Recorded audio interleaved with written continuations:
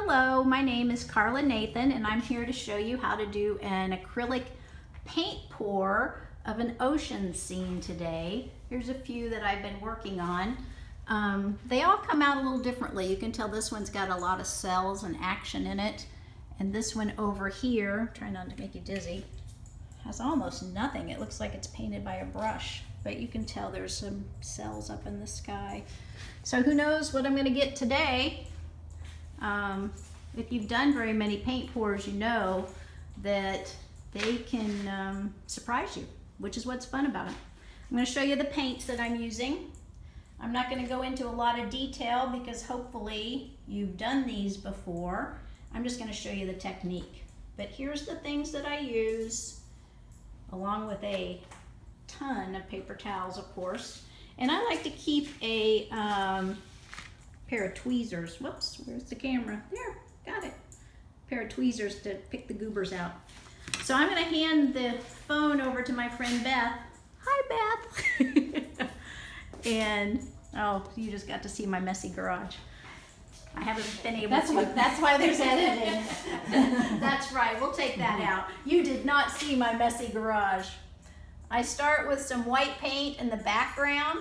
I just kind of pour some around the edges of the canvas, and this is just an inexpensive canvas from Michael's. And I've got a cake server that I use to spread it, and honestly I just don't know if this is the exact best thing that I've used, but it gets the job done. I'm going to show you right here. Oh, found a goober, just like I said. A little glop of paint needs to come up. So when you're using this tool, which I use in the next step too, I dropped that same goober that I picked out. Don't use it flat because you end up, it gets suction cuppy. See how that does? It sticks and then it makes a triangular mark. So kind of glide it and have it a little tilted so it's not all the way flat. See, I just got it flat and it did that suction cup thing. You have to be careful when you're putting in your waves, or you're going to have triangular marks and suction cup pieces. Try to get it on the sides. I kind of use my fingers for that. It's a little quicker. There. And always keep your spatula cleaned off. First thing to do after you get your canvas ready is decide where you want your horizon line. You never want it dead center. I'm going to do mine a little higher because clouds are harder to do than waves. So we're going to have a little less clouds and more waves to make it simpler. I always start with the darkest color at the horizon line, and then you work your way down towards the shore with lighter colors and kind of overlap them a little bit. I've got a dark gray blue and a medium gray blue. Here's one that's a bit more tropical that I'm going to put in next, a brighter blue. Because of perspective, the closer you are to the water, the brighter it is. I'm going to add some of this up here too because it'll be brighter blue back there also.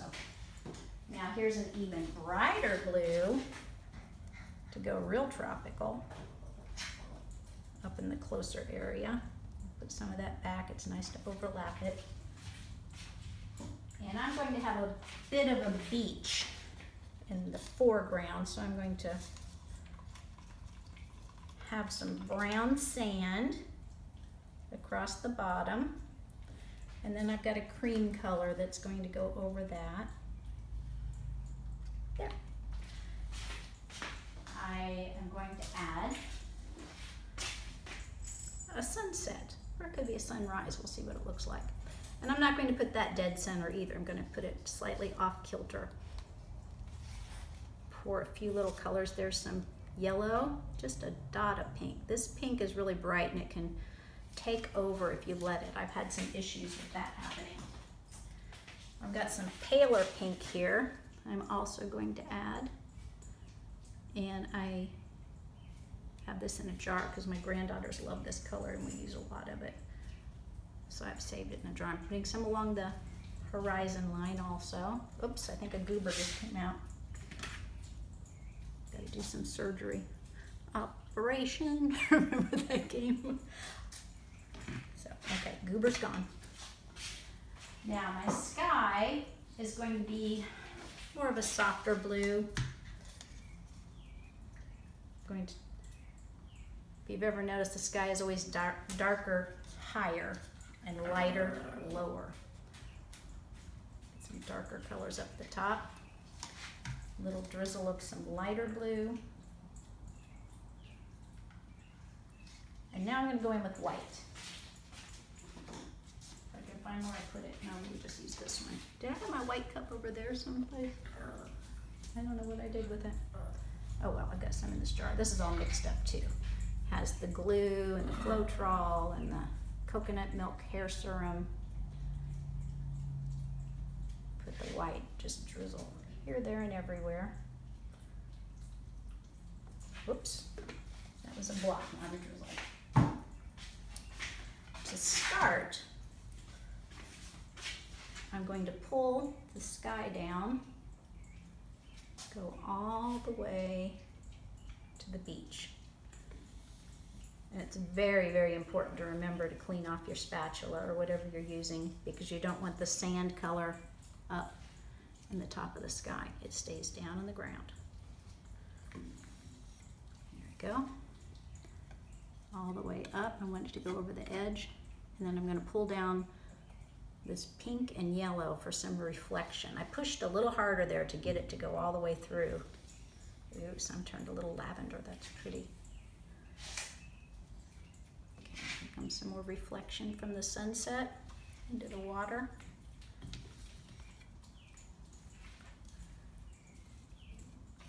There. Now to blend it. You go through a lot of paper towels because you want your spatula cleaned off. Now I'm going to pull it to the side, blend it out. I think that maybe one of my paints was getting a little older because there's another flop. Got that goober out. Missed that corner. Now the horizon line is really hard to do just with a spatula. Honestly, on all the paintings behind me, yes, every single one of them.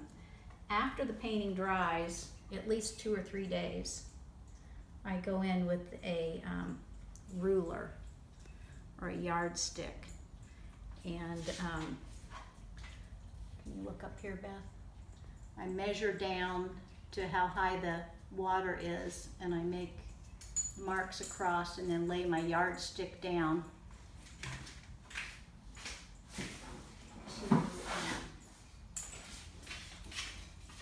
to get the horizon nice and straight.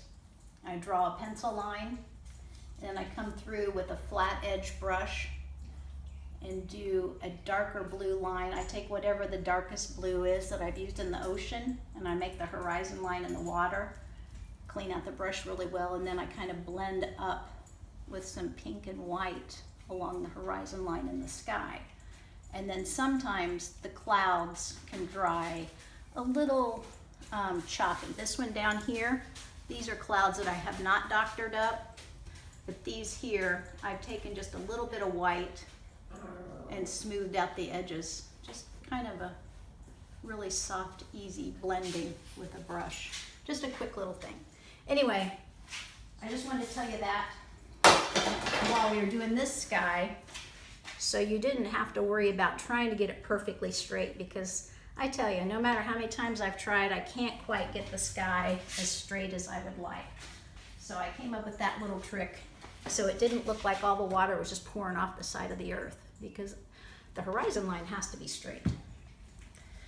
I guess if you're going for a more abstract look or a stormy look, you could not have it as straight, but I have a hard time letting go and I want my details right, so I do go back in and mess with it. All right, so see how I added just a little bit more white to get it a little cloudier? I'm not really happy with that area. I'll smooth it out a little bit. I think that'll dry pretty. Now you can really make an effort with the horizon line if you're really good and have a steady hand, but yeah, I'm not, so I'm gonna use a ruler later. So same thing you did with the sky. Go horizontal across the ocean, being careful not to take away so much that you lose that reflection of that pretty pink and yellow.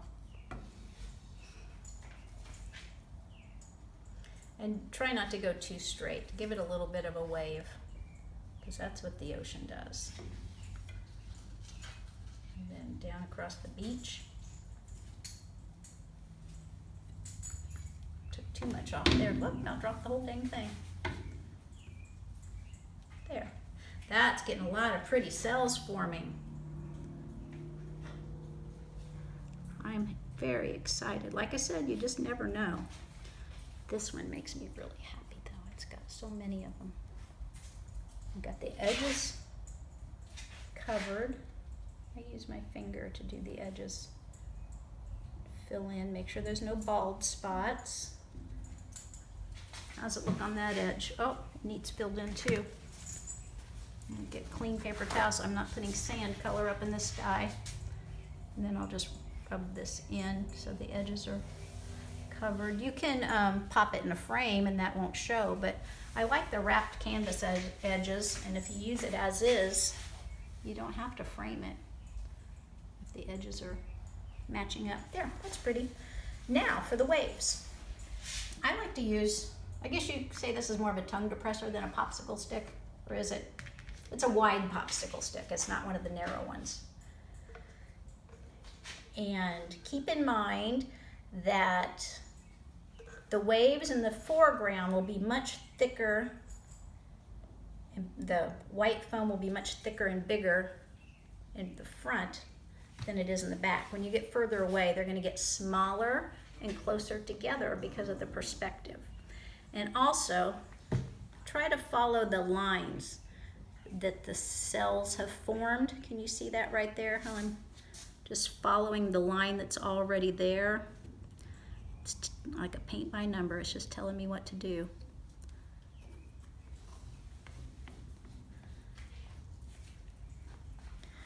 The splashing waves in the foreground are never going to be straight. And luckily, all of these pretty areas have formed that I can follow and use those. Now, you can also add a few frills of your own and go back in, kind of do like an S shape, a swirl. See how I'm going back and forth there? Kind of free form. A little bit too much pink there, so I'm going to cover it up a bit.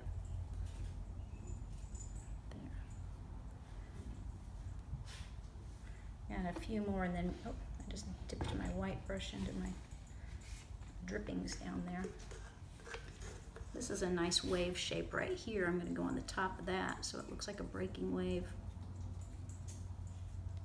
A little bit under it. You can put some wave shapes in with some back and forth. That was Albie, I think. Dogs like to help. There. That was a little too straight, so I'm going to curve it up. Now, to get some movement, I kind of like to tilt it and see where it goes. Not too much.